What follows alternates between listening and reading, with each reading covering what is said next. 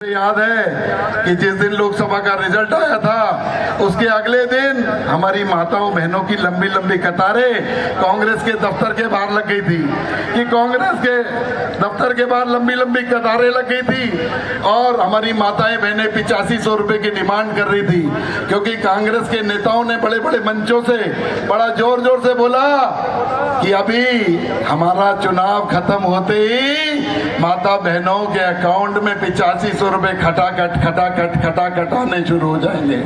हमारी माताओं बहनों का मजाक उड़ाने का काम किया, उनको बहकाने का काम किया, उनको बरगलाने का काम किया, उनका उपहास उड़ाने का काम किया। मित्रों, जिन प्रदेशों में उनकी सरकार भी है वहां भी 8500 रुपए का एक अठन्नी देने का काम कांग्रेस ने नहीं किया। तो उसकी नियत, उसकी नीति, और कहते ना काट की हांडी बार बार नहीं चढ़ती, कि आपकी बार काट की हांडी चढ़ेगी? कोई काट की हांडी चढ़ेगी?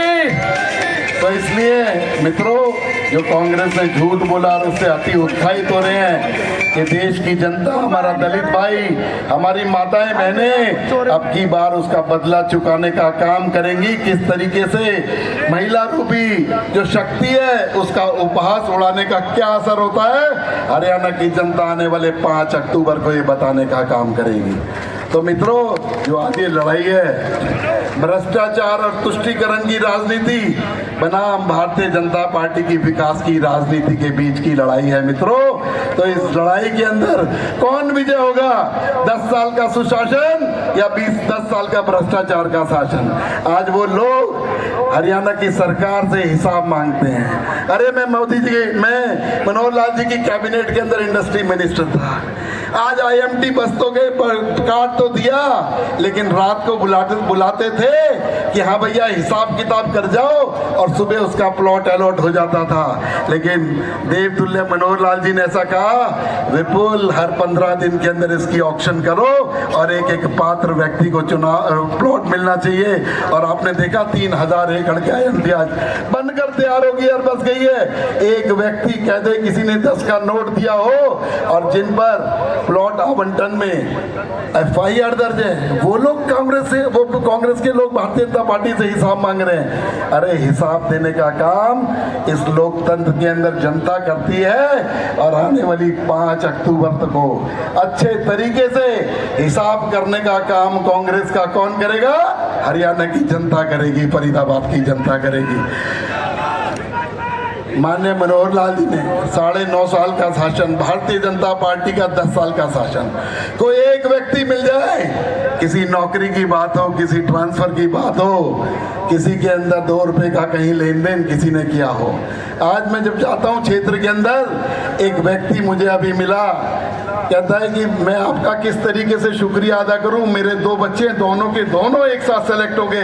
क्या कांग्रेस की सरकार में कभी ऐसे सोच सकते थे? वो अपने काबिलियत पर सेलेक्ट हुए हैं, अपने काबिलियत पर। ये हमारा भाई नरेश नंबरदार दलित परिवार से आता है, कहता है मंत्री जी हमारे समाज को ठगने का काम किया है तो कांग्रेस ने किया है, झूठ बहकाने का काम किया है कांग्रेस का ने किया है। अजय बुजुर्ग जो आदमी बेचारे दलित परिवार से गरीब आदमी, उनको कह दिया तुम्हारा आरक्षण खत्म हो जाएगा, तुम्हारा संविधान के अंदर परिवर्तन खत्म हो जाएगा, परिवर्तन कर दिया जाएगा। इस तरीके के भ्रष्टाचार भ्रामक प्रचार कांग्रेस ने लगाने का काम किया। तो मित्रों, आप लोगों ने देखा 10 साल के अंदर फरीदाबाद का विकास देखा आपने। फरीदाबाद भौगोलिक दृष्टि से बहुत अच्छा है और यहाँ के टैलेंट में भी कोई कमी नहीं है। यहाँ की इंडस्ट्रियाँ, चाहे चंद्रयान बने चाहे मंगलयान बने, उसका 90% पार्ट बनकर जाता है तो फरीदाबाद से जाता है। यहाँ पर जब भी IAS की लिस्ट आती है, 4-6 बच्चे अगर नॉमिनेट होते हैं तो फरीदाबाद के होते हैं। जब सभा में अपना आशीर्वाद देने के लिए आए हमारे बहुत ही ऊर्जावान, हरियाणा की व्यवस्था का परिवर्तन करने वाले पूर्व में मुख्यमंत्री रहे और वर्तमान में मोदी सरकार में कैबिनेट मंत्री आदरणीय मनोहर लाल जी, हमारे हरियाणा हमारे फरीदाबाद के लोकप्रिय सांसद और 3 बार कैबिनेट मंत्री आदरणीय कृष्णपाल गुर्जर जी, राजेश नागर जी, सब आशीर्वाद यहाँ देने आए हैं। मेरे फरीदाबाद के साथियों, मित्रों, भाई बहनों, एक बात बताना भूल गया। पिछले दिनों में मेरा आंख का कैटरेक्ट का ऑपरेशन हुआ।